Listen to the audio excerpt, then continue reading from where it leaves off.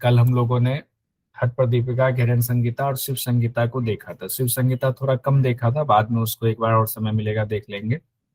आज हम लोग सिद्ध सिद्धांत पद्धति से शुरू करते हैं। सिद्ध सिद्धांत पद्धति, जिसका अर्थ है कि सिद्ध योगियों के द्वारा बताया गया वो सरल रास्ता जिसे अपनाकर योग साधक जो है वो मुक्ति पा सकता है।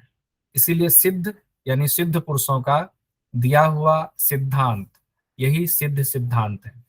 कहते हैं सिद्ध सिद्धांत पद्धति के लेखक गोरखनाथ जी हैं। गोरखनाथ जी के बारे में अभी बहुत सारे सवाल आप लोगों ने करे। 10वीं शताब्दी 11वीं शताब्दी माना जाता है, मुख्य 10वीं शताब्दी माना जाता है। सिद्ध सिद्धांत पद्धति में जो अध्याय हैं वो 6 अध्याय, यानी कि अध्याय को उपदेश भी कहा गया है। तो 6 उपदेश हैं, 6 चैप्टर में बांटा गया है, जिसमें है पिंड उत्पत्ति, पिंड विचार, पिंड संविद यानी ज्ञान, पिंड का आधार, पिंड की समरसता और अवधूत योगी। अवधूत योगी से बहुत सवाल पूछा जाता है, लेकिन इसमें ध्यान रखेंगे 6 उपदेश। जनरली क्या होता है, हठ प्रदीपिका और घेरन संगीता में, हठ प्रदीपिका में 4 अध्याय था, चतुरंग योग कह दिया, सप्तांग योग कह दिया हठ घेरन संगीता में। लेकिन इसमें 6 अध्याय से षटांग योग मत कहिएगा, इसमें अष्टांग योग की चर्चा है, योग के 8 अंगों की चर्चा है, यम नियम आसन प्राणायाम प्रत्याहार धारणा ध्यान समाधि। ये थोड़ा सा अंतर है, इसको ध्यान रखेंगे। एक बार देख लेते हैं किस उपदेश में क्या है, प्रथम उपदेश से लेकर के, फिर थोड़ा सा आगे बढ़ते हैं। प्रथम उपदेश में कहा गया पिंड की उत्पत्ति की चर्चा है। प्रथम उपदेश में पहले पिंड उत्पत्ति होगा, फिर उत्पत्ति पे विचार होगा, विचार करेंगे तो ज्ञान की उत्पत्ति होगी। ज्ञान में हमें पता चलता है कि हमारे पिंड का आधार है, ये चतुर्थ उपदेश में। फिर पंचम में आपको पता चलता है कि प्रत्यक्षीकरण हमें हो जाता है। फिर जो है नहीं, पंचम उपदेश में पिंड की समरसता का ज्ञान होता है, और छठे उपदेश में जब इतना हो जाता है तो हम अवधूत योगी के स्तर तक पहुंच जाते हैं। प्रथम उपदेश में कहा गया सृष्टि निर्माण है, कैसे सृष्टि का निर्माण हुआ, कैसे पिंड बना, परपिंड क्या है, अनादि पिंड क्या है, आदि पिंड क्या है, ये पूरी चर्चा इसमें बताई गई है। उसको हम लोग आगे देखेंगे, पूरा नहीं देखते हैं। एक जो सबसे इंपॉर्टेंट जो एग्जाम में आता है वो है द्वितीय उपदेश में 9 चक्रों की चर्चा है। इसमें 9 चक्र बताए गए, ये एग्जाम में आता है, ध्यान रखिएगा। योगराज उपनिषद में भी 9 चक्र की चर्चा है, 16 आधार, ये भी चर्चा है, और अष्टांग योग जो भी बात हो रही थी, योग के 8 अंगों की चर्चा है। तृतीय उपदेश में पिंड ज्ञान है। पिंड ज्ञान में 7 पाताल, इसको याद करना पड़ेगा कुछ, अगर पहले से याद है तो बहुत बढ़िया, नहीं तो एक बार रिवीजन कर जाएंगे तो हो जाएगा। 7 पाताल है, 21 ब्रह्मांड है, 64 वर्ण है, 7 द्वीप, 7 समुद्र, 9 खंड, 8 कुल पर्वत, 9 नदियां, 27 नक्षत्र, 12 राशियां, 9 ग्रह, 15 तिथियां। उसके बाद चतुर्थ उपदेश में कहा गया कुल और अकुल। कुल अकुल क्या है, इसके बारे में भी चर्चा बताई गई है। इसी में कुंडलिनी के बारे में भी चर्चा की गई है।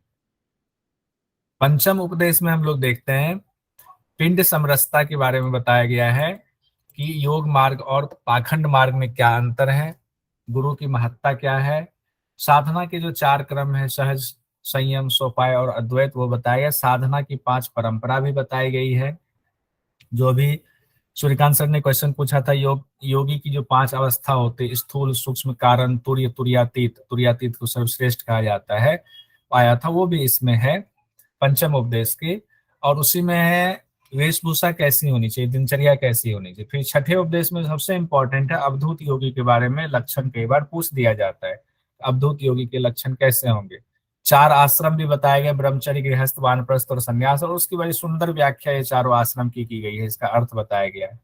त्रिदंडी बताया गया, 5 मकार बताया गया, मध्य, मांस, मीन, मुद्रा और मैथुन। इससे संबंधित सवाल भी आप लोगों ने कर लिया है। किस चीज को ज्ञान देना चाहिए, ये सब बताएगा। प्रथम उपदेश से हम लोग शुरू करते हैं, जो इंपॉर्टेंट है उसको लेकर चलेंगे, इसीलिए इसका नाम क्विक रिवीजन रखा हुआ है। अनामा शक्ति, देखिए अनामा शक्ति या निजा शक्ति, ये आता है, भगवान शिव की अनामा शक्ति है, उसी से पूरे सृष्टि की रचना हुई है, और अनामा शक्ति को ही निजा शक्ति कहा गया है। अनामा शक्ति यानी निजा शक्ति का ना आदि है ना अंत है, यानी ये पूरी तरह से विभू है। विभू मतलब होता है जो हर जगह व्याप्त है, जिसका कोई आदि कोई अंत नहीं। आदि अंत हो गया तो इसका मतलब वो सीमित हो गया, फिर उससे अलग भी कोई चीज हो सकता है, लेकिन ये तो कुछ है ही नहीं। अनामा शक्ति और निजा शक्ति से आगे कुछ नहीं है, नाथ परंपरा में ऐसा माना जाता है। ये परम शिव की ही निजा शक्ति है, उन्हीं की अनामा शक्ति है। कहते हैं कि इस इच्छा दूरी धारी इच्छा रूपी निजा शक्ति से सृष्टि की उत्पत्ति की प्रक्रिया शुरू होती है। तो कैसे होती है? कहते हैं जो अनामा शक्ति पहले है, उसके उन्मुख होने मात्र से, है ना, थोड़ा थोड़ा सा उसमें हलचल हुई नहीं, उन्मुख हुई नहीं, आंखें खुली नहीं, कि उससे जो है पराशक्ति प्रकट हो जाती है। और पराशक्ति में स्पंदन मतलब कंपन होने मात्र से अपराशक्ति प्रकट हो जाती है। परा अपरा क्या है उसके बारे में नीचे है। और अपराशक्ति के प्रभाव से शिव में सृष्टि रचना की इच्छा होती है। मतलब शिव के अंदर ही ये शक्तियां अलग अलग रूप में थोड़ी थोड़ी करके, जैसे जैसे थोड़ी थोड़ी हलचल हो रही है, अपराशक्ति तक पहुंचती है। अपराशक्ति जब पहुंचती है तो शिव में सृष्टि रचना की इच्छा हो जाती है। तब क्या होता है? सूक्ष्म शक्ति उत्पन्न होती है। और सूक्ष्म शक्ति जब उत्पन्न होती है, उसमें वेदना होती है, उसमें दर्द होता है, तो कुंडलिनी शक्ति प्रकट होती है। कुंडलिनी इसे ही कहा गया है कि परम ज्ञानमयी ये कुंडलिनी शक्ति है। अब देखिए शिव की जो 5 शक्ति है उसकी चर्चा देखिए। अनामा शक्ति, पराशक्ति, अपराशक्ति, सूक्ष्म शक्ति, कुंडलिनी शक्ति, जो अभी हम लोगों ने पांचों शक्ति पढ़ा, ये क्रम से आ रहा है। पहला है अनामा शक्ति, इसको निजा शक्ति भी कहते हैं। उससे पराशक्ति आया, अपराशक्ति आया, फिर सूक्ष्म शक्ति, फिर कुंडलिनी शक्ति आया। ये ध्यान रखिएगा, इसमें बड़ा एक साइंटिफिक चीज है, बहुत कुछ इसमें साइंटिफिक है शिव सिद्धांत पद्धति में। और जो इसमें एक चीज जो सब में कॉमन तकरीबन तकरीबन लगता है, 5 और 5 के गुण हो जाते हैं 5, तो 5 गुना 5 25 का इसमें आंकड़ा एक ज्यादातर जगहों पर फिट बैठता है। जैसे शिव की 5 शक्तियां है ना, पांचों शक्ति के 5-5 गुण हैं, और 5 शक्ति और उसके पांचों 5 गुण मिल करके, यानी 5 और 5 के 5-5 गुण तो 25 हो गए। वो 25 मिल करके अगले तत्व की उत्पत्ति हो जाती है। जैसे इन पांचों शक्तियों और इनके 5-5 गुणों की वजह से पर पिंड की उत्पत्ति हो जाती है। वो अलग है, पराशक्ति अलग है, या परपिंड की चर्चा हो रही है, परपिंड की उत्पत्ति हो जाती है। परपिंड के रूप में क्या उत्पन्न होता है? 5 अधिष्ठात्री देव। परपिंड मतलब 5 अधिष्ठात्री देव आते हैं। कौन कौन से देव आते हैं? अपरंपर, परम पद, शून्य, निरंजन और परमात्मा। और ये जो 5 अधिष्ठात्री देव आते हैं, इनके भी 5 गुण होते हैं। अब ये जो 5 गुण यानी 5 अधिष्ठात्री जो ये देव हैं, और इनके 5 गुण तो 25 हो गए, उससे अनादि पिंड की उत्पत्ति होती है। यानी कि कह सकते हैं परापिंड से अनादि पिंड की उत्पत्ति होती। अनादि पिंड कौन कौन से हैं? परमानंद, प्रबोध, चिदुदय, चित्त प्रकाश और सोहम भाव। अब पांचों अनादि पिंड और उनके 5-5 गुण देखिए नीचे दिया हुआ है। ऐसे मैंने पहले वाले में मैंने जो डिटेल है उसमें तो सारा दिया हुआ है, इसमें कई चीजें हमने जानबूझकर हटा दिया है। तो ये पांचों अनादि तत्व, अनादि पिंड और उनके 5-5 गुण मिलाकर आद्य पिंड की उत्पत्ति होती है। यानी कि जो पंच महाभूत है वो पंच महाभूत यहाँ उत्पत्ति होती है, उसी को आद्य पिंड कहा है। तो आपसे आ सकता है कि पंच महाभूत को शिव सिद्धांत पद्धति में क्या कहा गया है? उसे आद्य पिंड कहा गया है। पांच महाभूत, महाआकाश, महावायु, महातेज, महासलिल, महापृथ्वी। सब में महा लगा हुआ, आकाश, वायु, तेज, सलिल और पृथ्वी। तो यही है आकाश, वायु, अग्नि, सलिल मतलब जल और पृथ्वी। और इनके भी 5-5 गुण हैं। तो 5 महाभूत और उनके 5-5 गुण से महासाकार पिंड की 8 मूर्तियों की उत्पत्ति होती है। ये भी बड़ा इंपॉर्टेंट है, और इसको कैसे याद रखेंगे ये अभी बता देता हूं, बहुत आसानी से याद हो जाएगा। यानी कि 5 महाभूत जो है उनके 5 गुण, तो 5-5 25 हो गए। 25 से मिलकर के महासाकार पिंड की उत्पत्ति होती। कितने महासाकार पिंड? अब यहाँ 8 महासाकार पिंड की मूर्तियों की उत्पत्ति होती है। अब ये 8 के 8 देख लीजिए, नीचे आपके सामने है। परम शिव, भैरव, नीलकंठ, सदाशिव, ईश्वर, रुद्र, विष्णु और ब्रह्मा। तो अगर उल्टे क्रम से आप देखेंगे, ब्रह्मा, विष्णु, रुद्र, ईश्वर, सदाशिव, ये हम लोगों ने चक्र में या फिर पंचधारणा में भी याद किया था 5। तो ब्रह्मा, विष्णु, रुद्र, ईश्वर, सदाशिव, यहां तक तो याद रहेगा। 3 याद करना पड़ेगा, श्रीकंठ, भैरव और परम शिव। बस उसको उल्टे क्रम में सजा देना है। तो श्रीकंठ, भैरव, परम शिव। तो उल्टे क्रम से करेंगे तो परम शिव पहले, भैरव बाद में, श्रीकंठ श्रीकंठ से सदाशिव, सदाशिव से ईश्वर, ईश्वर से रुद्र, रुद्र से विष्णु, विष्णु से ब्रह्मा। ये क्रम है, ये 8 महासाकार पिंड है। सॉरी, कई जगहों पर महासागर पिंड इसको गलती से कह दिया गया, वो मिसप्रिंट है। अगर कहीं महासागर पिंड है तो उसको सागर पिंड मत समझिए, महासाकार पिंड है ये। ऐसा कई जगह यूट्यूब के वीडियोज में अच्छे अच्छे योग संस्थान ने महासागर पिंड कह दिया है। महासागर पिंड ना होकर ये महासाकार पिंड है। अब हम लोग कुछ सवाल कर लेते हैं तो हमारा रिवीजन अभी तक जितना पढ़ा हो जाएगा, फिर आगे बढ़ेंगे। कहते हैं महासाकार पिंड की कितनी मूर्तियां हैं? 8 मूर्तियां हैं। महासाकार पिंड की पहली मूर्ति कौन सी है? तभी हम लोगों ने देखा परम शिव है। महासाकार पिंड की अंतिम मूर्ति कौन सी है? ब्रह्मा है। तो हम लोग पहले उल्टे दिशा में याद किया था, ब्रह्मा, विष्णु, रुद्र, ईश्वर, सदाशिव, ऐसे याद करते हुए बढ़ रहे थे। तो अंतिम वाला है ब्रह्मा। महासाकार और उनके 8 मूर्तियों की चर्चा किस अध्याय में है? प्रथम उपदेश में या प्रथम अध्याय में है। उस ब्रह्मा के निकट भर देखने से, अब देखिए ब्रह्मा सबसे अंतिम महासाकार पिंड है। अब कहते हैं उस ब्रह्मा ने जैसे आंखें खोल के निकट भर देखा, थोड़ी दूरी पर देखा, तो नर और नारी के रूप में प्रकृति पिंड की उत्पत्ति हो गई। कितना साइंटिफिक बताया गया, बहुत साइंटिफिक है इसमें, एकदम सीक्वेंस में बढ़ते जा रहे हैं। यानी कि 5 महाभूत, 5 तत्वों वाला भौतिक शरीर उत्पन्न हो गया नर और नारी का। मतलब साइंटिफिक से तात्पर्य यह है कि यौगिक साइंस यहाँ पर है, कि आज वाला साइंस नहीं कहेंगे हम, आज वाला साइंस अभी बहुत पीछे है। ब्रह्मा के देखने भर से किस पिंड की उत्पत्ति हुई? एक बार बताइए। नर नारी की, या तो देखिए, हाँ, या तो प्रकृति पिंड होगा या नर और नारी की चर्चा होगी। तो जो भी आपके सामने होगा उस हिसाब से हम करेंगे। अब हम लोग और थोड़ा फटाफट भागते हैं। अंतःकरण पंचक, देखिए जनरली तो 5-5 चीज है, लेकिन कई जगहों पर 5 के अलावे भी, जैसे महासाकार पिंड 8 है, ये ध्यान रखिए, बाकी 5-5 है, लेकिन आगे और चीजें चेंज है। मन, बुद्धि, अहंकार, चित्त और चैतन्य, इनको अंतःकरण पंचक कहा गया। अंतःकरण जनरली अलग अलग जगहों पर अलग अलग कहा गया। जैसे अंतःकरण में कई जगहों पर मन, बुद्धि, अहंकार 3 को कहा गया है, कई जगहों पर मन, बुद्धि, अहंकार, चित्त कहा गया है। लेकिन सिद्ध सिद्धांत पद्धति में मन, बुद्धि, अहंकार, चित्त और चैतन्य 5 को मिलाकर अंतःकरण कहा गया है। यही अंतःकरण है, और 5 है तो पंचक लिख दिया गया है। 5 अंतःकरण की चर्चा किस हठयोग के शास्त्र में है? सिद्ध सिद्धांत पद्धति में है। 5 अंतःकरण कहां पर है? सिद्ध सिद्धांत पद्धति में।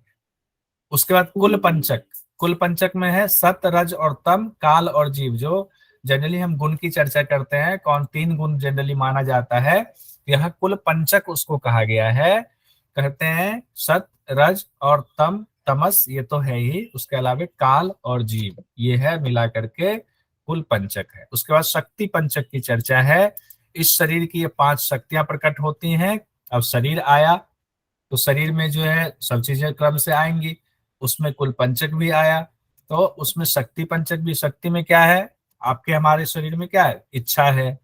इच्छा है तो इच्छा के बाद क्या होता है? क्रिया हम करते हैं, एक माया उत्पन्न होती है, प्रकृति है, वाक है। ये 5 चीजें कही गई हैं। इस शरीर की 5 शक्तियां प्रकट होती हैं सिद्ध सिद्धांत पद्धति के मुताबिक। उसके बाद कहा गया प्रत्यक्ष करण पंचक। जो कुछ भी अच्छा बुरा कर्म क्रिया हम करते हैं, उसके पीछे 5 कारण मौजूद हैं। कर्म, काम, चंद्रमा, सूर्य और अग्नि, बिल्कुल डिफरेंट यहाँ पर बताया गया है। इसीलिए कहते हैं सिद्ध सिद्धांत पद्धति में कई बार इसको रिवीजन करना होता है। पूरा याद ना भी हो तो हमारे चित्त में अगर ये चीजें बैठेंगी तो एग्जाम में हम अनुमान से लगा लेते हैं। कर्म, काम, चंद्रमा, सूर्य, अग्नि, ये प्रत्यक्षकरण पंचक हैं। अब 2-3 चीजें जो याद रखने वाली है वो ध्यान रखिएगा। चंद्रमा की 17 कलाएं बताई गई हैं सिद्ध सिद्धांत पद्धति में, सूर्य की 13 कलाएं। देखिए जनरली हम सूर्य को ज्यादा बड़ा मान लेते हैं, क्योंकि सूर्य की वजह से चंद्रमा की रोशनी हमें दिखाई देती है। लेकिन कला के मामले में चंद्रमा की ज्यादा कलाएं हैं, सूर्य की कम कलाएं हैं। अग्नि की 11 कलाएं बताई गई। ये पूछ लिया जाता है सिद्ध सिद्धांत पद्धति के मुताबिक, चंद्रमा कितनी कलाओं से संपन्न है? तो चंद्रमा 17 कलाओं से संपन्न है सिद्ध सिद्धांत पद्धति के मुताबिक। सूर्य कितनी कलाओं से संपन्न है? 13 कलाओं से संपन्न। अग्नि 11 कलाओं से संपन्न। इसके अलावा नाड़ियों की चर्चा है, 10 नाड़ियां और उसके स्थान की चर्चा है। इड़ा, पिंगला, सुषुम्ना, सरस्वती, पूषा, अलम्बुसा, गांधारी, हस्तजिह्वा, कुहू और शंखिनी। ये ध्यान रखिएगा कि इसके स्थान भी बताए गए हैं, लेकिन स्थान जो है अलग अलग शास्त्र में थोड़ा सा चेंज कर दिया गया है। गांधारी में, दूसरे शास्त्र में बायां आंख बताया गया है और यहाँ पर बायां कान बताया गया है। तो योग ये ध्यान। चूड़ामणि में भी आंख बताई है ना, गांधारी की बाई आंख। हाँ, और एक हठयोग के एक और ग्रंथ में भी बताया गया है, तो इसको भी हम ध्यान में रखेंगे। तो अब अभी तो इतना पूरा बताने पर आपको याद नहीं रहेगा, तो इसको अभी बहुत ज्यादा कंफ्यूज मत होइए। अभी जितना याद है उसी को ध्यान में रखिए, क्योंकि एग्जाम बहुत ही नजदीक है। 10 वायु, स्थान और कार्य बताए गए। तो ये तो 10 वायु में 5 प्राण और 5 उपप्राण आप लोग जानते ही हैं कि प्राण, अपान, समान, व्यान, उदान। इस स्थान भी आप लोगों को पता है, हृदय स्थान प्राण का, अपान का गुदा, समान का नाभि, व्यान का संपूर्ण शरीर, उदान का कंठ है। तो उस हिसाब से कार्य भी इसके हो जाएंगे। फिर भी हम आगे बढ़ते हैं। उपप्राण में नाग, कुर्म, कृकल, देवदत्त और धनंजय। इसमें थोड़ा सा चेंज यह है कि नाग से जो है त्यागना या अंग संचालन बताया गया, कुर्म से नेत्र का उन्मीलन या कंपन, कृकल इसमें डकार और भूख प्यास। देखिए नाग से डकार कल हम लोगों ने पढ़ा था, किस शास्त्र में पढ़ा था? कल है कोई यहाँ कल वाले? नाग से हम लोगों ने, जी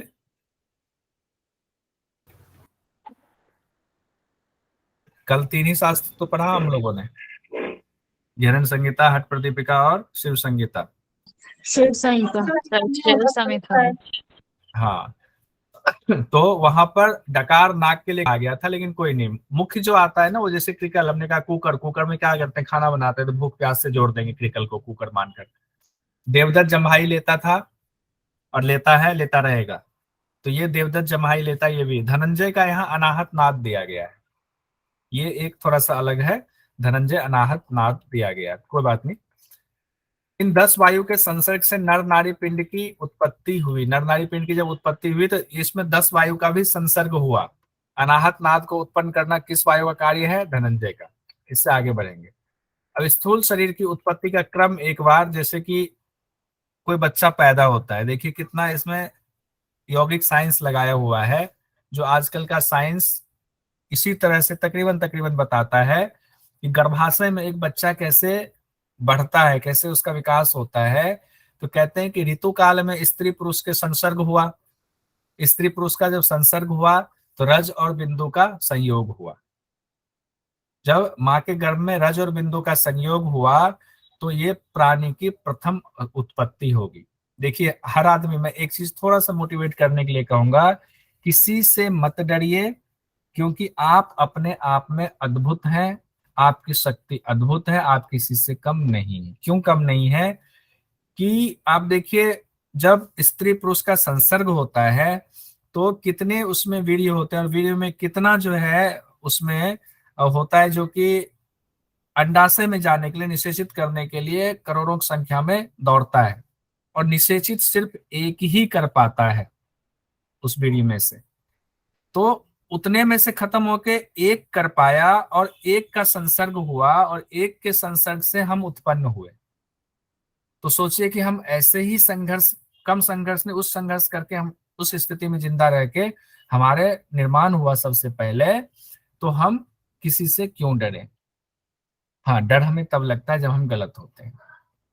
तो प्रथम उत्पत्ति हुई, उसको कलल रूप कहा गया, यानी प्रथम जो रज और वीर्य का संयोग हुआ वो कलल रूप कहा जाता है। उसके बाद क्या होता है, 7 दिन बाद यानी 168 घंटे बाद, ये सिद्धांत पद्धति में कहा गया है, वो थोड़ा सा बुदबुद रूप में परिणत होता है, यानी कि थोड़ा सा पलपला हो जाता है। वो कलल जो है थोड़ा सा बढ़ता है और थोड़ा पलपला होकर थोड़ा बढ़ जाता है। 15 दिन में फिर क्या होता है, वो गोल आकार का पिंड बन जाता है, थोड़ा सा और बड़ा हो जाता है। और 1 महीना बीतते बीतते वो गोल आकार जो है, यानी हम आप सब इस स्थिति से गुजरे हैं, कठोर हो जाते हैं थोड़ा सा। और 2 महीने में हमारा सिर बन जाता है। तीसरे महीने में हाथ पैर बनने लगते हैं माँ के गर्भ में। तो एक अनुमान लगाए कि हमारी कैसे जो हमारी उत्पत्ति हुई, कैसे हम आगे बढ़ते गए। चौथे महीने में क्या हुआ, आंख, कान, नाक, मुख, लिंग, गुदा की का निर्माण हो गया। 5वें महीने में क्या हुआ, पीठ और पेट अच्छे से बना। तो ये सब आंख, नाक, कान, मुख ये सब तो था, शरीर तो बना, लेकिन पीठ और पेट और मजबूत एकदम शेप आना शुरू हुआ। पीठ से मतलब रीढ़ की हड्डियां बढ़िया से बनने लगी, पेट अच्छे से बनने लगा, निर्माण होने लगा। 6ठे महीने में नाखून और बाल बने। 7वें महीने में पूर्ण रूप से चेतना आ गई। 8वें महीने में सभी लक्षणों से युक्त हो गए। और 9वें महीने में क्या हुआ, संपूर्ण ज्ञान से युक्त हो गए। देखिए माँ के पेट में ही संपूर्ण ज्ञान भगवान ने दे दिया। लेकिन 10वें महीने में अज्ञानी बालक के रूप में जन्म हुआ। सब कुछ तो है, लेकिन अज्ञानी के रूप में जन्म हुआ। अब हम ज्ञान के द्वारा उसको प्राप्त कर सकते हैं, यानी हमारे अंदर सब कुछ भर के उसका कनेक्शन काट दिया। कोई सामान लाते हैं, ट्यूबलाइट लाए, अभी कनेक्शन कटा हुआ, उसको करंट से जोड़ेंगे तो ट्यूब जलेगा। तो हम लोग बुझे हुए ट्यूबलाइट की तरह है अभी। जब हम कनेक्शन जोड़ेंगे, ज्ञान प्राप्त करेंगे, तो हम अज्ञानी से ज्ञानी हो जाएंगे। तो स्थूल शरीर की प्रथम उत्पत्ति का नाम क्या है, कलल है। कलल यानी जब वीर्य और रज का संयोग हुआ। अब देखिए बच्चा कैसा होगा, लड़का होगी, लड़की होनी है, या बच्चा थर्ड जेंडर का हो जाएगा, उसके बारे में भी सिद्ध सिद्धांत पद्धति में बताया गया है। कहते हैं रज और वीर्य, अगर वीर्य की मात्रा अधिक हो तो लड़का होगा, अगर रज की मात्रा अधिक हो तो लड़की होगी। ये सिद्ध सिद्धांत पद्धति का कहना है। और दोनों की मात्रा अगर बराबर हो तो बच्चा नपुंसक पैदा होगा, ऐसा सिद्ध सिद्धांत पद्धति कहना है। हो सकता है इसका कुछ और गहरा अर्थ होगा, लेकिन शाब्दिक अर्थ में यही कहा गया है। संसर्ग के दौरान स्त्री पुरुष में से कोई एक या दोनों परेशान हो या चिंतित हो, व्याकुल हो, तो क्या होगा, बच्चा अंधा हो सकता है, उसमें कोई डिफेक्ट्स हो सकते हैं, कुबरा हो सकता है, लंगड़ा हो सकता है, अंगहीन पैदा होगा। इसलिए जिन जो शादीशुदा हैं, जो नहीं है, वो भी इस सिद्धांत पद्धति को बड़ा ध्यान से पढ़ें। और संसर्ग के समय अगर आप फैमिली प्लानिंग कर रहे हैं तो अपने योग शास्त्र को भी ध्यान में रखें। मन परेशान और चिंतित होकर कभी भी फैमिली प्लानिंग की कोशिश ना करें। तो इसमें ऐसा कहा गया है। मिलन के दौरान यदि एक बार से ज्यादा स्खलन हो तो जुड़वा या 3 बच्चे का जन्म होगा, ऐसा सिद्ध सिद्धांत पद्धति कह रहा है यौगिक साइंस के मुताबिक। अब कुछ सवाल ले लेते हैं। सिद्ध सिद्धांत पद्धति के लेखक हैं, आप लोग बताते जाइए, ये आंसर लिखा हुआ है और मैं क्वेश्चन बस बोलता जाऊंगा, माइक खोल के बोल सकते। सिद्ध सिद्धांत पद्धति के लेखक हैं, सिद्ध सिद्धांत पद्धति के अनुसार शिव की पहली शक्ति कौन सी है, निजा भी कहते हैं। अनावा शक्ति का दूसरा नाम, परापिंड की उत्पत्ति कैसे हुई, 5 शक्तियां, 5 उसके 5 गुणों से। किनकी 5 शक्तियां, परापिंड की नहीं, निजा शक्ति की निजा? 5 शक्तियों से। हाँ, भगवान शिव की निजा शक्ति हुई ना, उससे 5 शक्तियां उत्पन्न हुई। तो अनादि पिंड की उत्पत्ति कैसे हुई, जो 5 अच्छा, शक्तियों के देव अधिष्ठात्री थे और देव 5 है, गुण से उनके उनके। 5 गुण हैं। परापिंड जो 5 अधिष्ठात्री देव के रूप में जो 5 परापिंड है और उनके 5। आदि पिंड की उत्पत्ति कैसे हुई, 5 5 अनादि पिंड और 5 गुण से। तो 25 हो गए। आदि पिंड के 5 तत्व कौन से हैं, हमारे महाकाश, महावायु, महातेज, महासली, महापृथ्वी। महासागर पिंड की पहली मूर्ति कौन सी है, महासागर। परम शिव। परम शिव। और 7वीं मूर्ति कौन सी है, शिव। ब्रह्मा के बाद उल्टे क्रम से विष्णु थे ना, विष्णु, ब्रह्मा, विष्णु, रुद्र, ईश्वर, सदाशिव। रुद्र, ईश्वर, ईश्वर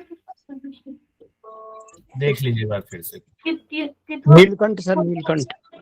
ये देखिए, ब्रह्मा, विष्णु, रुद्र, ईश्वर, सदाशिव, श्रीकंठ, नीलकंठ नहीं, श्रीकंठ, भैरव और परम शिव। तो परम शिव, भैरव, श्रीकंठ, सदाशिव, ईश्वर, रुद्र, विष्णु और ब्रह्मा, ये उल्टे क्रम में हो जाए, ये सीधे क्रम में, उल्टे क्रम में इधर से ले लेंगे। सर सीधा क्रम में फिर रुद्र आएगा ना, 7th विष्णु आएगा ना, 7th। हाँ, 7th विष्णु आएगा। हाँ। और अंतिम मूर्ति ब्रह्मा। ब्रह्मा जी, ब्रह्मा। और प्रकृति पिंड की उत्पत्ति कैसे हुई, ब्रह्मा के निकट ब्रह्मा के के देखने भर देखने से। भर से। अंतःकरण के 5 तत्व कौन कौन से हैं? मन मन बुद्धि बुद्धि मन अहंकार बुद्धि अहंकार चित्त चैतन्य। चैतन्य। सिद्ध सिद्धांत पद्धति के अनुसार प्राण के क्या कार्य हैं? प्रश्वास। अपान वायु के क्या कार्य हैं? पूरक रेचक में सहायक। समान वायु के क्या कार्य हैं? जराग्नि प्रदीप से पाचन। बट ऑब्वियस है ये समान वायु पेट में रहती है तो उसका जठराग्नि प्रदीपाचन है। उदान वायु के क्या कार्य है? निकलने वमन करना, बोलने का। व्यान वायु का क्या कार्य है? पोषण वृद्धि। करना। क्योंकि पूरे शरीर में है तो वो जो है पूरे शरीर से लेकर के पोषक तत्वों को पहुंचाता है, वृद्धि करता है। बच्चा नपुंसक क्यों होता है? जब रजोग एक बराबर हो। रज ज्यादा होने पर क्या होगा? लड़का होगा। रज ज्यादा होने पर, नहीं, लड़की होगी। लड़की। वीर्य ज्यादा होने पर लड़का होगा। लड़का। ये सिद्धांत पद्धति। इसका हो सकता है कुछ अर्थ और होगा, इसकी व्याख्या। सर ये एक्सएक्स क्रोमोसोम XY क्रोमोसोम से रिलेटेड होगा ना सर? ये क्या चीज? क्रोमोसोम्स के रिलेटेड होगा सर? ये एक्स क्रोमोसोम्स होते नहीं, हैं वो तो तो फिर साइंस के हिसाब से, ये यौगिक साइंस है। इसका भी, इसकी भी देखिए, जितने भी हमारे योग शास्त्र लिखे गए हैं, ध्यान रखिएगा, उसमें क्या है कि पहले गुरु शिष्य परंपरा होती थी, किताब नहीं लिखी जाती थी, तो गुरु सूत्र रूप में उसको शिष्य को बताते थे, फिर उस सूत्र की पूरी व्याख्या कर देते थे। तो जहां भी उपलब्ध है, सूत्र उपलब्ध है, उसकी पूरी सही व्याख्या कहीं उपलब्ध नहीं है। कोई गुरु मिल जाए, अगर आपके अंदर ये पूरी धारणा हो जाए कि हमें गुरु चाहिए ही चाहिए, और रोज ध्यान करें कि हमें हे भगवान गुरु मिला दो, तो गुरु मिल जाए तो उनसे पूरी व्याख्या हम ले सकते हैं। अभी हम लोग सिर्फ एग्जाम की दृष्टि से पढ़ रहे हैं, हमारी बुद्धि इतनी छोटी है, हम उस लेवल तक जाकर के नहीं सोच सकते, ना पढ़ रहे हैं, क्योंकि उस लेवल तक वही पढ़ा सकते हैं, व्याख्या कर सकते हैं जो आत्मदर्शी हो, जिन्होंने आत्मा का साक्षात्कार कर लिया है, वही गुरु हो सकते हैं। ये मैं इस बारे में मैं साफ साफ कहता हूं, तो इसमें मुझे कोई संशय नहीं। सिद्ध सिद्धांत पद्धति के दूसरे अध्याय में आते हैं। 9 चक्र और उसके स्थान की चर्चा है। 16 आधार, 3 लक्ष्य, अंतर लक्ष्य, बहिर्लक्ष्य, मध्यम लक्ष्य, 5 व्योम पंचक हैं। अष्टांग योग देखिए आ गया। 9 चक्र कौन कौन से, उसको एक बार जल्दी से देख लेते हैं। 9 चक्र हैं। ब्रह्म चक्र गुदा के पास, स्वाधिष्ठान चक्र, लिंगमूल, नाभि चक्र नाभि के पास, यानी कि उसको नाभि चक्र को मणिपुर चक्र भी कहते हैं। अनाहत चक्र हृदय, कंठ चक्र कंठमूल, तालु चक्र तालुमूल, तालु की तालु चक्र तालुमूल, भूचक्र या मध्यम चक्र भूमध्य, निर्माण चक्र, आकाश चक्र। आकाश चक्र का स्थान के बारे में अभी थोड़ा सा लगता है ये मिस हो गया, मुझे भी ध्यान नहीं आ रहा है। तो इसमें कौन कौन से नया चक्र है? इसमें आधार को कहा गया है, मूलाधार को ब्रह्म चक्र, अनाहत कंठ चक्र तक तो ठीक है। नया जो चक्र आया है वो तालु चक्र आया है, मध्यम चक्र आया है, निर्माण चक्र और आकाश चक्र। तो भूचक्र यानी मध्यम चक्र को ही भूमध्य वाला स्थान यानी आज्ञा चक्र कहा गया है। तो इससे संबंधित सवाल आया हुआ था, ये ध्यान रखिए, इसको थोड़ा याद कर लीजिएगा तो बढ़िया रहेगा। एग्जाम में पहले आया हुआ है, ये क्वेश्चन भी हम आपको दिखा देंगे किस तरह से क्वेश्चन पूछा। 9 चक्र, इसमें 9 चक्र में जो विशेष बात है, पहला जो हमारा ब्रह्म चक्र है, जिसको मूलाधार चक्र बाकी जगहों पर कहा गया है, उसमें कामरूप पीठ की चर्चा है विशेष बात में। स्वाधिष्ठान में उद्यान पीठ, ये कहीं नहीं मिलता है, ये आपको सिद्ध सिद्धांत पद्धति में ही मिलेगा। उद्यान पीठ कहाँ पर है? तो वो लिंग मूल में स्वाधिष्ठान चक्र में है। और एक चीज है, कुंडलिनी शक्ति कहाँ स्थित है? तो नाभि चक्र में बताया गया, ये ध्यान रखिए, इसमें बिल्कुल अलग है। और है हंस कला, अनाहत चक्र में हंस कला, और अनाहत कला कंठ चक्र में कहा गया है। और तालु चक्र को 10वां द्वार कहा गया है। निर्वाण चक्र में जालंधर पीठ है। आकाश चक्र में पूर्णगिरि पीठ है। इतना याद ना हो तो कोई बात नहीं, ऊपर के 2-3 भी याद रह जाए तो एग्जाम की दृष्टि से काफी ठीक रहेगा। फिर भी हम लोग एक बार इसको रिवीजन कर लेते हैं।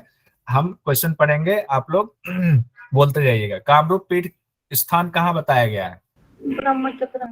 ब्रह्म चक्र मतलब अगर ऐसे जनरली बोला जाए कौन सा चक्र होगा? मूलाधार।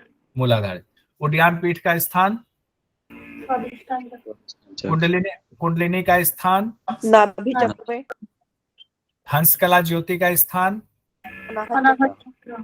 अनाहत कला का स्थान कहाँ बताया गया है? कंठ चक्र में। तो ये ध्यान देखिए, अनाहत कला कंफ्यूज करने के लिए दिया जा सकता है अनाहत कला का स्थान, तो हम लोग ये सोच करके कि अनाहत और अनाहत चक्र एक है, इसको नहीं करेंगे। अनाहत कला जैसे ही आएगी वो कंठ चक्र एक चक्र ऊपर बढ़ा देगी। राजदंत का स्थान कहाँ बताया गया है? तालु चक्र में, घंटिका के पीछे। हाँ। शंखनी नाड़ी का विवर कहाँ है? राजदंत तालु चक्र में। तालु चक्र में। 10वां द्वार का स्थान कहाँ है? तालु चक्र। वाक सिद्धि कहाँ ध्यान लगाने से मिलती है? भ्रू मध्य में। या मध्यम चक्र पर। जालंधर पीठ का स्थान कहाँ है? निर्वाण चक्र में।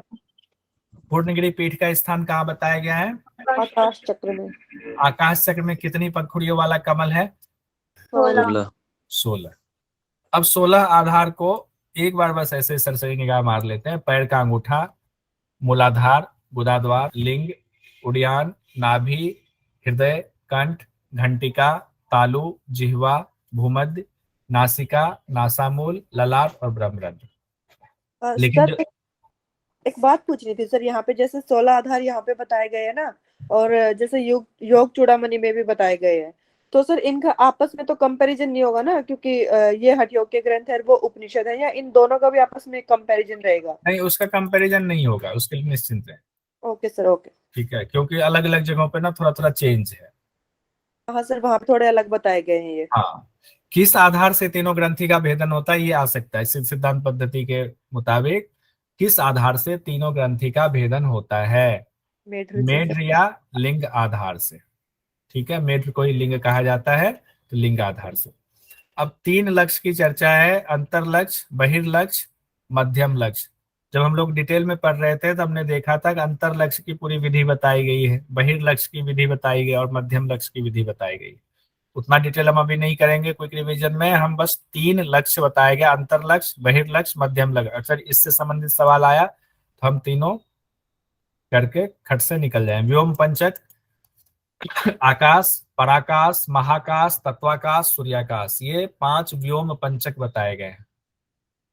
जो योगी 9 चक्रों को, 16 आधारों को, 3 लक्ष्यों को, 5 आकाशों को नहीं जानता वह सिर्फ नाम का योगी है, यानी कि हम लोग सिर्फ नाम के योगी।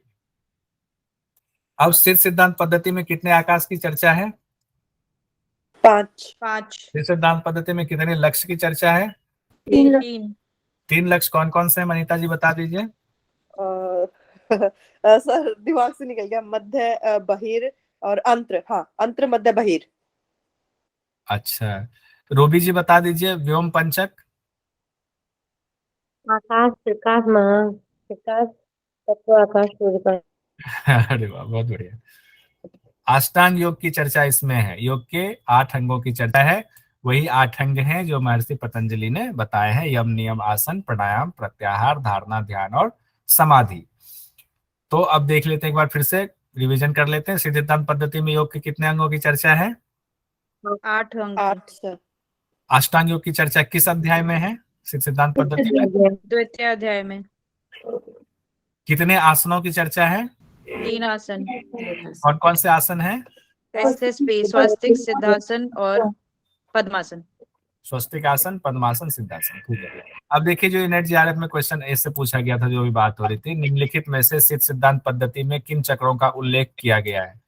अब इसमें 4 देके फिर इसमें कूट दे दिया गया, कह दिया गया सूर्य चक्र, तालु चक्र, उसके बाद कहा आकाश चक्र, सहस्रार चक्र। तो अब बताइए कौन से इसमें सही होगा? तालु चक्र और आकाश चक्र, 2 और 3। 2 और 3 आपका आंसर सही है। सिद्धांत पद्धति में योग के कितने अंगों की चर्चा है ये भी पूछा गया था। 8 अंक। 8 अंक। देने वाला तो आगे आएगा, तभी छोड़ देते हैं। 10 प्रमुख नारियों में शामिल नहीं है। कूर्म, प्राण है ना सर ये? प्राण,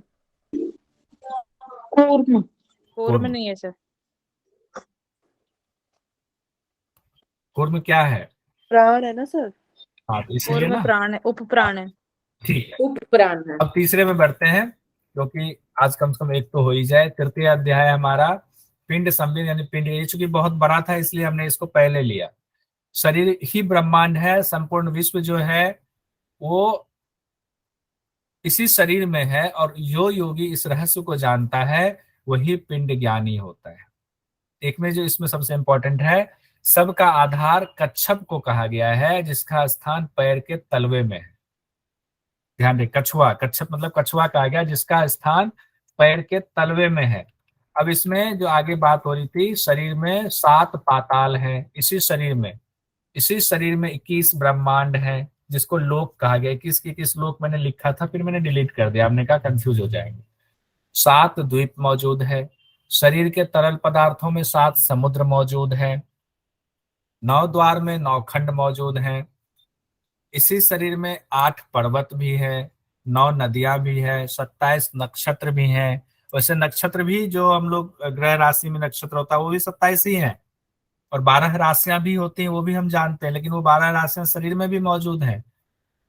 नवग्रह जो बाहर है वो नवग्रह हमारे अंदर भी मौजूद है। 15 तिथि कहते हैं ना, एक पक्ष में 15 तिथि होता है, फिर 15 तिथि का फिर दूसरा पक्ष होता है, क्या उसको कहते हैं?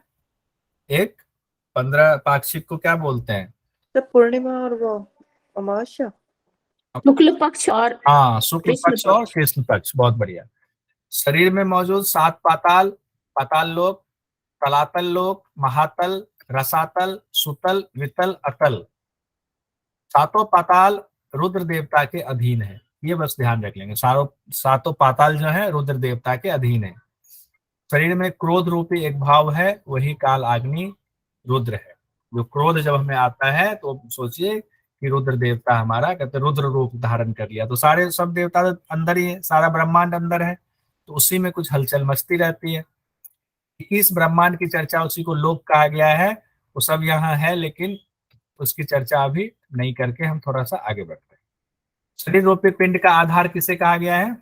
कच्छप को। कश्यप, कछुआ, कच्छप का स्थान कहाँ बताया गया है? पैर के पैर के तले में।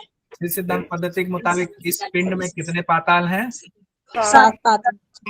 इस सिद्धांत पद्धति के मुताबिक 7 पाताल के देवता कौन है? रुद्र। इस सिद्धांत पद्धति में कितने ब्रह्मांड की चर्चा की गई है? 21 ब्रह्मांड। वो स्वलोक के देवता कौन है? इंद्र। मेरुदंड में स्थित 4 लोकों के देवता कौन है? इतना इंपॉर्टेंट था इसीलिए ये हमने ले लिया। अब इससे आगे बढ़ते हैं। 7 द्वीप भी है, देखिए 7 द्वीप भी दिया हुआ है, मांस में, नस में, रोम में, त्वचा में, सिरा में, हड्डियों में, मज्जा में। 7 समुद्र जो पहले कहा गया था, जनरल के लिए परसेप्शन हम बना लेते हैं कि समुद्र मतलब पानी से है, तो हमारे अंदर जो भी लिक्विड है जिस रूप में भी, उसमें अलग अलग समुद्र है। मूत्र में क्षार समुद्र, लार में क्षीर समुद्र, कफ में दधी समुद्र, मेद में घृत समुद्र, वसा में मधु समुद्र, रक्त में इक्षु समुद्र, वीर्य में अमृत समुद्र। 9 खंड भी है, भारत खंड, कर्पूर खंड, मतलब हमारे शरीर में ही भारत खंड है, हमारे शरीर में ही कर्पूर खंड है, काश्मीर खंड है, श्री खंड है, शंख खंड है, एक पाद खंड है, गांधार खंड है, कैकर्त खंड है और महामेरु खंड है। सोचिए 8। सब कहीं जाने की जरूरत नहीं कहीं है। जाने के तो हम खामखा कहीं जाते हैं ना, इसीलिए तो योग का अभ्यास, अपने अंदर के आत्मा को देखें। और जो लोग योग के नाम पर इधर उधर करते हैं उनसे ना द्वेष रखें, ना कुछ, हाथ जोड़ के हे भगवान उनको सद्बुद्धि दे बस। 8 पर्वत, मेरुदंड में सुमेरु पर्वत, ब्रह्म कपाट में कैलाश पर्वत, पीठ में हिमालय पर्वत, बाएं कंधे में मलय पर्वत, दाएं कंधे में मंदराचल पर्वत, दाहिने कान में विंध्याचल पर्वत, बाएं कान में मैनाक पर्वत, ललाट में श्री पर्वत। तो इसको याद रखेंगे, 2 इसमें इंपॉर्टेंट है, ध्यान रखिएगा। 3 इंपॉर्टेंट ले लेते हैं। एक तो मेरुदंड को सुमेरु पर्वत कहा गया है, ये शिव संगीता में भी मेरुदंड को सुमेरु पर्वत कहा गया, ये ध्यान रखिएगा। और एक हिमालय पर्वत, पीठ को, पूरी पीठ को हिमालय पर्वत कहा गया है। और एक ध्यान रखिएगा, ललाट में श्री पर्वत, आपका ललाट है वो श्री पर्वत है, सभी उंगलियों में उप पर्वत है। 9 नदियां भी हैं, पिंसा, गंगा, यमुना, चंद्रभागा, सरस्वती, विपाशा, शतरुद्रा, श्रीरात्रि और नर्मदा। ये 9 नदियां 9 नाड़ियों में स्थित हैं। अन्य छोटी नदी नाले 72,000 जो नाड़ियां हैं उसमें अवस्थित है। यानी कि नाड़ियां पहले मुख्य नाड़ी है, उससे जो है उप मुख्य नाड़ी निकली, उसके ब्रांचेस निकलते गए, तो ऐसे ऐसे 72,000 नाड़ी। और शिव संगीता में 3.5 लाख नाड़ियों की चर्चा थी। अब कहेंगे 27 नक्षत्र, 12 राशियां, 9 ग्रह, 15 तिथियां कहाँ स्थित है? तो कहते हैं जो आपके घुमावदार जो नाड़ियां है ना, जो नाड़ियां आपके शरीर में घूम घूम करके गई हुए हैं, उसके कोष्ठ में स्थित हैं। क्या? 27 नक्षत्र, 12 राशियां, 9 ग्रह, 15 तिथियां सब आपके अंदर मौजूद है। अब कहीं मत जाइएगा पंडित जी के पास में, कहेंगे तुम लोग योग पढ़ना छोड़ दो, बेकार है। अनेक ताराओं का समूह नाड़ियों में प्रवाहित होने वाले रक्त के वेग में स्थित है। बताइए, तारा मंडल भी जो बाहर है वो तारा मंडल हमारे अंदर है, और वो कहाँ है कि हमारे नाड़ियों में जो प्रवाहित होने वाला रक्त है उसके वेग में स्थित है तारा मंडल। स्वर्ग नरक बंधन मुक्ति सब यहीं पर है। जो सुख का अनुभव है वह स्वर्ग है, जो दुख का अनुभव है वही नरक है। कर्म जो है वो बंधन है, और जब कर्म से हम निर्विकल्प हो जाते हैं तो मुक्ति है।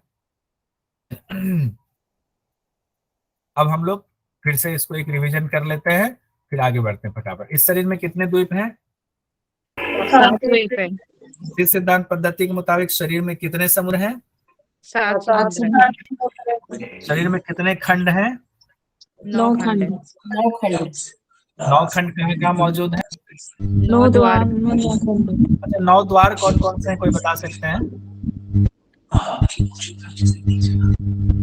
सर 5 ज्ञानेंद्रियां हैं। नहीं नहीं, इंद्रियां। उसमें फिर जो है देर हो जाए, मैं बताया था। 9 जो द्वार कहते हैं, नव द्वार किसको कहते हैं?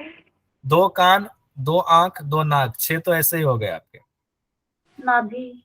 एक उसके बाद नहीं, 2 कान, 2 नाक, 2 आंख, 6 हो गए। मुख हो गया 7, तो मुंह के पास यानी गर्दन में तो 7 हो गए। 2 आपके बचा गुदा और उपस्थ, वायु और उपस्थ, गुदा और लिंग, तो ये 9 द्वार हो गए। इन 9 द्वारों में 9 खंड मौजूद है। 9 नदियां शरीर में कहाँ स्थित हैं? नाड़ियों में। 9 नाड़ियों में। 22 नक्षत्र इस शरीर में कहाँ स्थित हैं? घुमावदार नाड़ियों। घुमावदार नाड़ियों में। के कोष्ठ में। घुमावदार नाड़ियों के कोष्ठ में। कोष्ठ में, हाँ। कितने नक्षत्र हैं? 27 कितनी राशियां हैं? 12 कितनी तिथियां हैं? 15 कितने ग्रह हैं?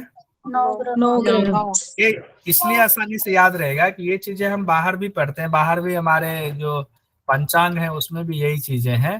तो वो इसीलिए जो है पंचांग से हमारे शरीर का संबंध होता है, यानी कि बाहर जो चीजें हैं वो अंदर है। इसका तात्पर्य ये भी है, कहते हैं, अब इसका कितना संबंध है पता नहीं, क्वांटम फिजिक्स में अब कह रहे हैं शायद एक तत्व है, वो तत्व हो सकता है जो बाहर किसी ग्रह पे वो तत्व है, वो आपके अंदर भी है। उस ग्रह पे हलचल होगी तो आपके अंदर हलचल होगी। इसकी व्याख्या ऐसे आजकल की जा रही है। शायद हो सकता है हमारे ऋषि मुनि इस चीज को पहले जानते हैं, इसलिए कहते हैं कि आपका बुध ग्रह ठीक नहीं चल रहा है, इस राशि में पैदा हो सकता है। ताराओं का समूह शरीर में कहाँ स्थित है? रक्त में, रक्त के वेग में। रक्त के वेग। हिमालय पर्वत कहाँ है? पीठ में। पीठ को हिमालय पर्वत कहा गया है। मन रिपीट कर ली, पीठ को हिमालय पर्वत कहा गया सिद्धांत पद्धति में। पीठ को हिमालय पर्वत। और सुमेरु पर्वत या मेरु पर्वत, मेरुदंड रीढ़ की हड्डी। चतुर्थ उपदेश में आते हैं, चतुर्थ अध्याय में आते हैं, इसमें पिंड आधार की चर्चा है। मुख्य जो है वो कुल और अकुल है। कुंडलिनी शक्ति भी है, लेकिन कुल अकुल मुख्य है। कुल किसको कहते हैं? कुल का अर्थ है शक्ति, अकुल का अर्थ है शिव। कुल की 5 शक्ति बताई गई है, परा, सत्ता, अहंता, स्फुरता और कला। अकुल की कोई जाति नहीं होती, कोई वर्ण नहीं, कोई गोत्र नहीं, कुछ नहीं होता, अद्वितीय है, उसमें कोई धर्म नहीं है, कोई नाम नहीं है, वो अनामा है। तो अकुल को ही अनामा कहा जाता है, ये क्वेश्चन में पूछा जा सकता है। अकुल, अनामा, अ से अकुल, अ से अनामा, अकुल और अनामा। कहने का मतलब जो ब्रह्म पर ब्रह्म जिसको कह लो, ब्रह्म है वो अकुल हो गए, और उनकी जो शक्ति ब्रह्मांड दिख रहा है, शक्ति दिख रही है, ये सारा जो संसार सृष्टि रचना दिख रही है, कुल हो गया। बस सिंपल सा इसको इतना ही समझिएगा। प्रलय में क्या होता है? कुल शक्ति जो है वो अकुल शक्ति में लय हो जाता है। सिंपल सी बात है, ये भी समझने में बहुत आसान है। कुल शक्ति हमेशा अकुल में मिलने को तत्पर रहता है, लेकिन अभ्यास बस माया का फेड़ है, अविद्या का फेड़ है। प्रलय के समय कुल अकुल में लय होने के बाद निजात शक्ति के रूप में शेष रह जाता है। परम शिव की शक्ति कभी लुप्त नहीं होती है। सृष्टि की स्थिति में वह चर अचर पदार्थों के रूप में व्यक्त रहता है, और प्रलय के वक्त क्या होता है, फिर शिव शक्ति का समरस होने पर वह एक ही शेष रहता है। हम लोगों ने पढ़ा था अनामा शक्ति यानी कि निज शक्ति, उसी से सब का स्फुरन हुआ है। जब योगियों की कुंडलिनी जागृत होती है तो उसे पिंड सिद्धि कहते हैं। कौन सा हम लोगों ने पढ़ लिया इसमें? चतुर्थ अध्याय, और बाकी अध्याय कहाँ चला गया? हाँ,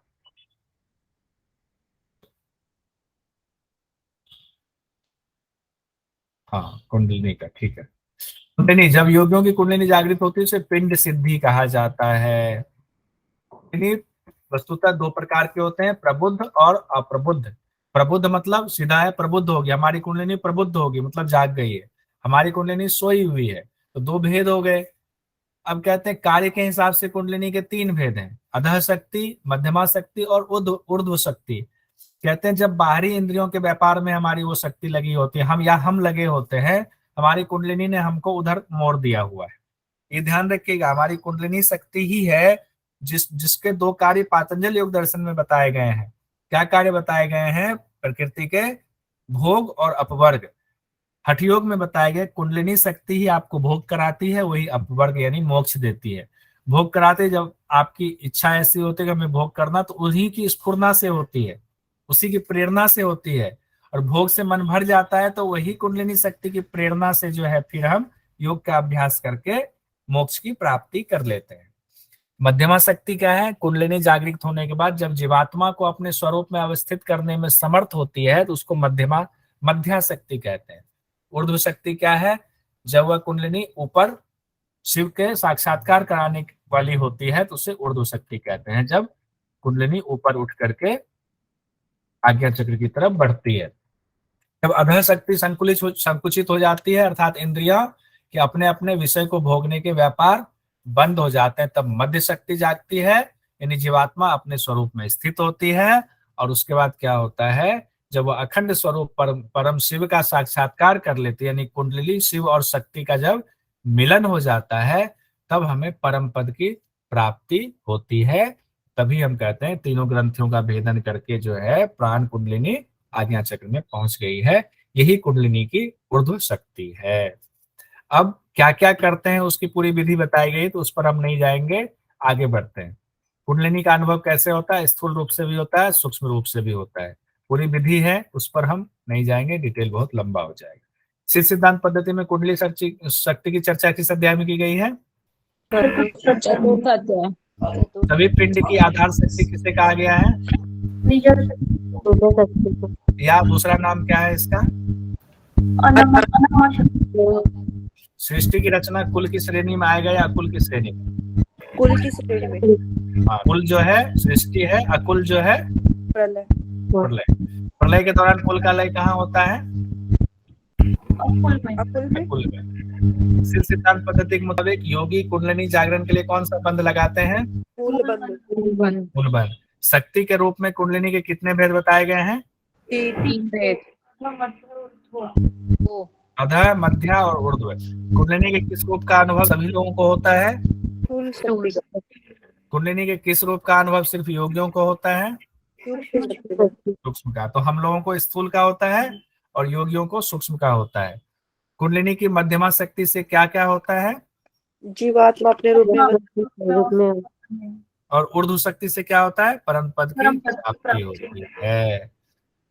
तो यहाँ तक हमारा चतुर्थ हो गया। पंचम उपदेश में आते हैं जल्दी जल्दी। पिंड और परम पद का समरस भाव। गुरु गोरखनाथ, ठीक है,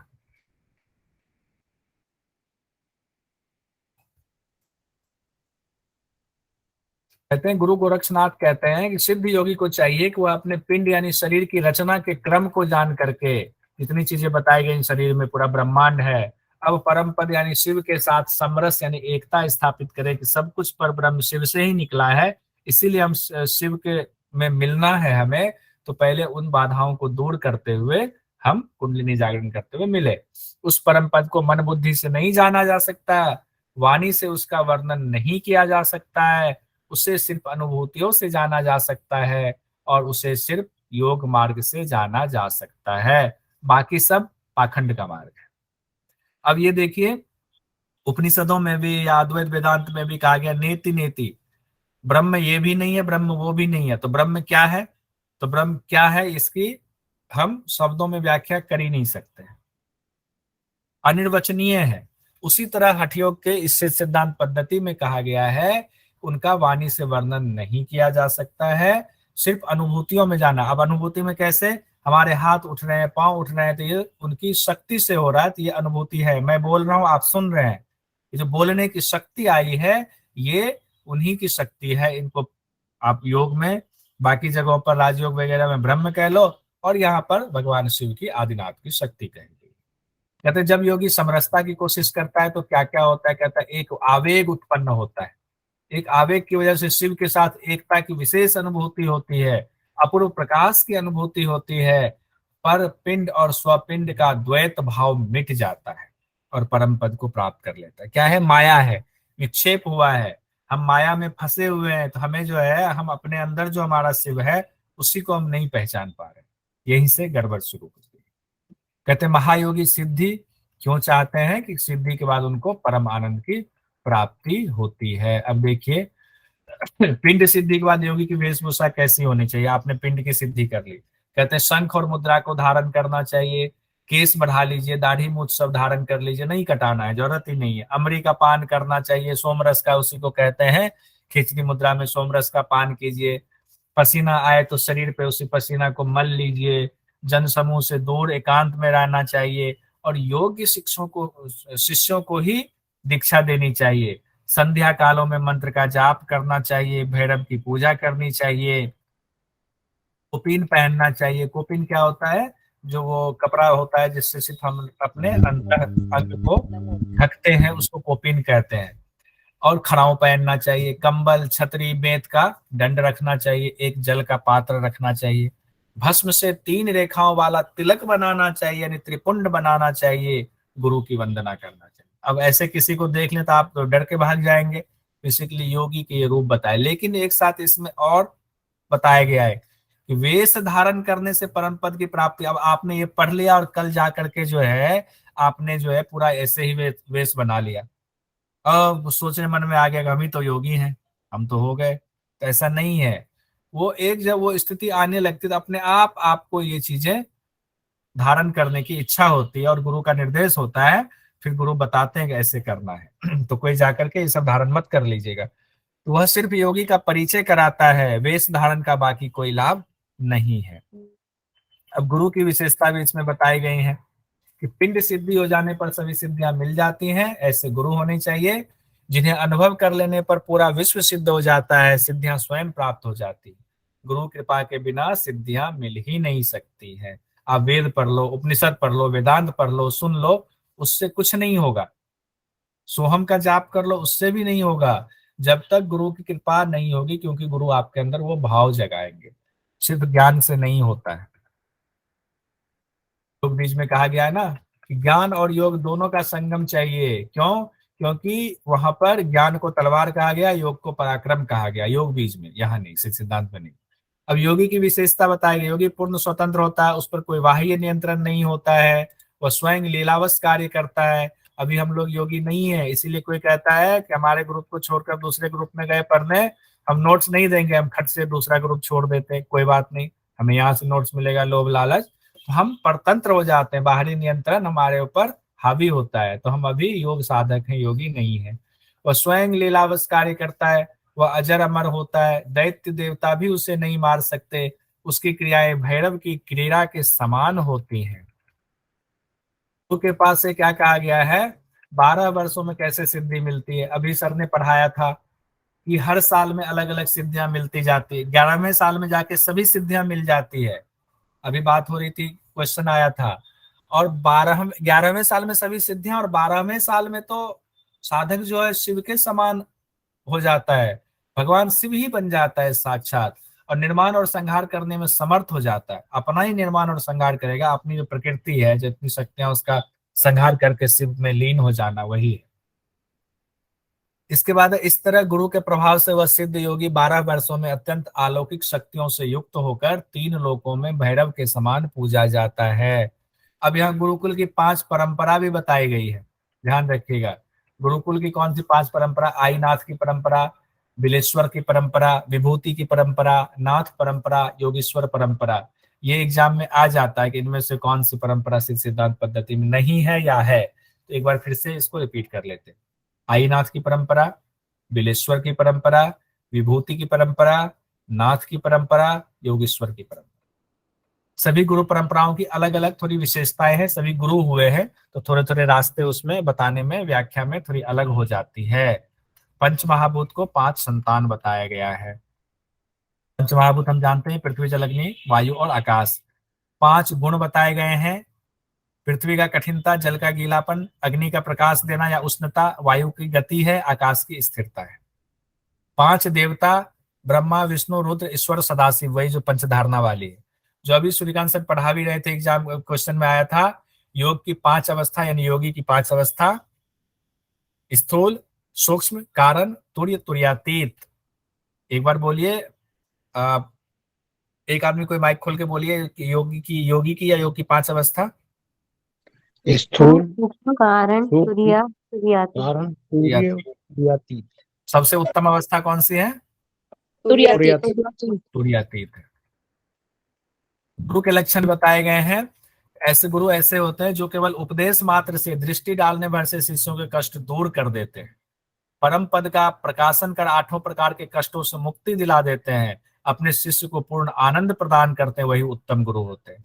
और वैसे शिष्य बनना आसान नहीं है, गुरु ऐसे किसी को शिष्य बनाते भी नहीं, जब देखते हैं कि उसमें पूरी क्षमता है, पूरी योग्यता है, तब बनाते हैं, तब ये सारी चीजें घटित होती हैं। ऐसे नहीं कि किसी पे भी हमें जाए बोले हमें गुरु बना, शिष्य बना ले हमें और हमें सिर पे हाथ रखे और सब कुछ आ गया हमें, ऐसा नहीं है। शिष्य सिद्धांत पद्धति में कितने गुरु परंपरा की चर्चा है? 5। 5। अच्छा ये देखिए, कोपिन पहनना चाहिए, पिंड सिद्ध योगी को क्या क्या करना चाहिए, ये एक क्वेश्चन है। तो कोपिन पहनना चाहिए, विष्णु की पूजा करनी चाहिए, अमृत का पान करना चाहिए, भैरव की पूजा करनी चाहिए। तो ऑप्शन 3, विष्णु की पूजा नहीं बोला यहाँ पे, बस विष्णु की पूजा नहीं बोला गया है, तो 2 नंबर छोड़ के 1, 3 और 4 ये होगा। योगी के अंदर परकाया प्रवेश की क्षमता कितने वर्ष में आ जाती है? 5 में सर। 5वें वर्ष में। चूंकि हमने वो डिटेल नहीं दिया था, लेकिन इसमें क्वेश्चन आंसर में इसमें आपका हो जाएगा। भूख प्यास निद्रा सर्दी गर्मी के कष्टों से मुक्ति कितने साल में मिल जाती है? चौथे में। चौथे में। योगी को अष्ट सिद्धि कितने साल में मिल जाती है? 8 साल में। ये तो ऐसे याद रहेगा, 8। अष्ट साल में अष्ट सिद्धि। और निर्माण संहार की क्षमता 12वें साल। 12वें साल में। सर यहाँ पे 11 साल में कहाँ बोला है सर, जो क्वेश्चन में आया था, तो कौन 11 साल में सभी सिद्धियां मिल जाती हैं, ऐसा है। सर यहाँ पे तो है ही नहीं उसका चित्र। मैं अभी दिखा देता हूँ, चलिए, मैंने वो भी खोल कर रखा है जानबूझ के आपके लिए। देखिए वो भी लिस्ट है यहाँ पे, देखिए एक साल में, पहले साल में, दूसरे साल में वेद शास्त्रों के रहस्य का वक्ता, तीसरे साल में शरीर दिव्य हो जाता है, हिंसक जन को भी कष्ट नहीं देते, ऐसे ही चौथे साल, 5वें साल। आप 11वें साल का पूछ रहे हैं, 11वें साल में पूर्ण सर्वज्ञ और अनंत सिद्धियों से युक्त हो जाता है। ठीक है, ये डिटेल वाला नोट्स है। अब हम सर ये कौन से उपदेश में है? चतुर्थ पंचम ना? ये हाँ पंचम में है। हाँ पंचम। पंचम, बहुत अच्छा, ये अच्छा किया, रिवीजन हो गया। अब आते हैं अंतिम अध्याय में। आप लोग भी बहुत देर से बैठे हुए हैं, इसको कर लेते हैं। 6ठ अध्याय, अवधूत योगी के लक्षण बहुत इंपॉर्टेंट है। अवधूत योगी के बारे में पूछा जाता है, इससे क्वेश्चन कई बार आया हुआ है। तो कहते हैं जो देह और देह संबंधी पिछली बार भी सर एक क्वेश्चन, जी पिछली बार भी था एक क्वेश्चन, डायरेक्ट था, अवधूत योगी के लक्षण कौन से उपदेश में बताए गए हैं। अच्छा, तो ये 6ठ उपदेश हो सकता है इस बार लक्षण पूछ दे। जो देह और देह संबंधी जो प्रपंच है, उसके विषयों में लगे हुए मन को वश में करके उनसे हटाकर अपने मूल स्थान यानी परम तत्व शिव में लीन कर देता, वही अवधूत योगी। एक तो ये बताया गया है। तो अविद्या आदि पंच क्लेश रूपी बंधनों को काटकर उससे मुक्त हो जाता है, उसे अवधूत योगी कहते हैं। जो लंगोट पहनता है यानी कोपिन पहनता है, खप्पर का भिक्षा पात्र रखता है, पूरी तरह प्रसन्न, एकदम कहते हैं ना मगन रहता है अपने में। जो शंख धारण करता है, जो परब्रह्म में लीन रहता है, जिसको सब में ब्रह्म ही नजर आता है, जिन्होंने ज्ञान में पादुका धारण कर रखी है, मृग चर्म धारण किया है, जो कुंडल और रुद्राक्ष की माला धारण करते हैं, जो कुंडल चित्त प्रकाश और परम आनंद के प्रतीक हैं। रुद्राक्ष इंद्रियों के प्रति आकर्षण का अभाव दिखाता है। देखिए रुद्राक्ष के बारे में बताया गया है, इंद्रियों के प्रति आकर्षण का अभाव दिखाता है। जो सामान्य लोगों की परवाह न करते हुए खुद यानी आत्म प्रदेश में ही स्थिर रहता है, आत्मा से आत्मा में स्थित रहता है। मनो के हमेशा साथ रह के भी वो एकांत में है, किसी के साथ नहीं है, किसी की फिक्र नहीं है उसे। जो सोम रस का निरंतर पान करता रहता है खेचरी मुद्रा में, वही अवधूत योगी है। जो कभी भोगी के समान, कभी योगी के समान, कभी पिशाच के समान बिना वस्त्र के भी रह लेता है, क्योंकि उसको पता ही नहीं कौन आसपास है। कभी राजा सा व्यवहार करता है, कभी गुरु के समान व्यवहार करता है। तो वो मस्त रहते हैं, मदमस्त रहते हैं। अवधूत योगी चारों आश्रमों में रहने वाला है। अब देखिए 4 आश्रम की जो मैं कह रहा था व्याख्या, इसको जरूर देख लीजिए, पहले बताया हुआ है लेकिन एक बार क्विक रिवीजन में ये अच्छा रहेगा। ब्रह्मचर्य, जो ब्रह्म ज्ञानी होकर ब्रह्म में ही विचरण करता हुआ ब्रह्मचारी है। तो बताइए अवधूत योगी तो ब्रह्मचर्य हो ही गए वो, उनमें चारों गुण समाहित होते हैं। गृहस्थ, अब गृहस्थ कैसे कहेंगे? जिस योगी की नित्य पूर्णता गृहिणी है और अचल आकाश जिसका घर है, जो इन दोनों में निवास करता है, गृहस्थ है। अब गृहस्थ का यहाँ पत्नी होगी, बच्चे होंगे, नहीं कहा गया ये अर्थ उस अवधूत योगी के लिए। वानप्रस्थ, जो आत्मज्ञान रूपी प्रकाशमयी अंतःकरण रूपी वन में ही रहता है, आत्मा रूपी वन में जो प्रस्थान कर लेता है वही वानप्रस्थी है। मृग के समान वन में अब वो निवास करता है, वन से निकलने का उसका मन ही नहीं होता, निकलता ही नहीं है। अवधूत योगी का वानप्रस्थ सिद्ध हो जाता है। सन्यासी, जिनके अंतःकरण में जीवात्मा पिंड और परमात्मा पिंड का समरस बना रहता है, यानी कि जीव और आत्मा का, यानी कि शिव और शक्ति का मिलन बना रहता है, वही अवधूत योगी है, वही सन्यासी है। तो चारों अवधूत योगी चारों अवस्था में एक साथ रहता है। चारों आश्रमों में अवधूत योगी एक साथ रहता है। अवधूत योगी त्रिदंडी होता है। सन्यासियों का एक समूह 3 दंड धारण करता है, जिसका अर्थ है माया, अंतःकरण, मन आदि को वश में। एक दंडी स्वामी भी एक हुए थे। जिन्होंने मन को नियंत्रित कर लिया उनको एक दंडी कहा जाता है, और जिन्होंने माया, अंतःकरण, मन तीनों को नियंत्रित कर लिया वो त्रिदंडी कहलाता है। अवधूत योगी के लिए शैव, तापस, पाशुपत, कालमुख, लिंगधारी, निर्वाणी, कापालिक, महाव्रती, शाक्त, उपासक शब्द का इस्तेमाल किया जाता है। हो सकता है एग्जाम में ये पूछ दे, इनमें से अवधूत योगी के लिए कौन से शब्द हैं? तो शैव, तापस, पाशुपत, कालमुख, लिंगधारी, निर्वाणी, कापालिक, महाव्रती, शाक्त, उपासक, ये सब इस्तेमाल किए गए। अब जो पंच मकार या शाक्त की बात हो रही थी, 5 मकार है, मध्य, मुद्रा, मीन, मांस और मैथुन, बस इतना ही याद रखिए, बहुत पढ़ेंगे तो बोझिल हो जाएगा। सदगुरु कौन है? अवधूत योगी ही सबका आदरणीय सदगुरु वही है, जो अवधूत योगी है वही सदगुरु है। अब इसमें अज्ञानी लोग दुख का भार ढो रहे हैं, ये भी अब इसको जाने देंगे, इसको ज्ञान दें। वो अभी तक इतना पढ़ के हमें पता चल गया है कि इसको ज्ञान देना चाहिए, इसको नहीं देना चाहिए। अब इसमें लास्ट लाइन बस पढ़ के समापन करते हैं। जो व्यक्ति भक्ति पूर्वक आदिनाथ भगवान को प्रणाम करके सिद्ध सिद्धांत पद्धति को लिखकर पढ़ता है, वह परम गति मोक्ष को प्राप्त करता है, यानी कि उस पर अभ्यास करता है। लिखने का मतलब ये नहीं कल से लिखना शुरू कर दीजिए, बस लिख लिया तो हो गया। लिख तो मैंने भी लिया है, मैं अवधूत योगी थोड़ी हो गया। तो उसका अभ्यास करेंगे गुरु के मिलने के बाद। सर वो मैथुन में वो ऑप्शन दिखाई ना सर, कौन से थे? अच्छा, उसको देखना था। मौन, मौन था शायद ना? अच्छा, अब आपने कह दिया तो फिर से दिखाना अच्छा ही। ठीक है सर, रहने दीजिए। ले लीजिए, अब खुल ही देते हैं, सामने ही है, बहुत ज्यादा दूर नहीं है।